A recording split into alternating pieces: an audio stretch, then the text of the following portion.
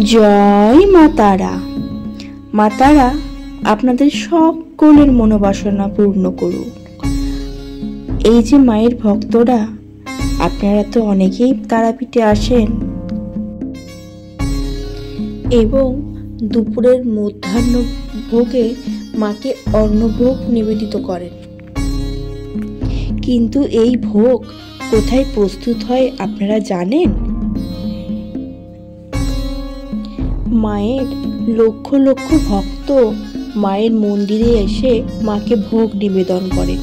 তারপর সেই ভোগ তারা প্রসাদ রূপে গ্রহণ করেন। কিন্তু এই ভোগ প্রস্তুত হয় এই যে দেখছেন মায়ের রন্ধনশালা, এইখানে। ওই যে দূরে দেখছেন কাঠের উনুন, ওই কাঠের উনুনেই মায়ের নিত্য ভোগ প্রস্তুত হয়। সেই ভোরবেলা থেকে ব্রাহ্মণেরা মায়ের ভোগ প্রস্তুতির জন্য যোগাড় যন্ত্র শুরু করে দেয়। মায়ের লক্ষ লক্ষ ভক্ত যে ভোগ প্রসাদ রূপে গ্রহণ করে তা এই রন্ধনশালাতেই প্রস্তুত করা হয়। এই যে বড় বড় কড়াই, হান্ডা, বড় বড় বাসনপত্র দেখছেন, এগুলির সাহায্যেই সেই ভোগ তৈরি হয়। আর ওই যে দেখছেন দূরে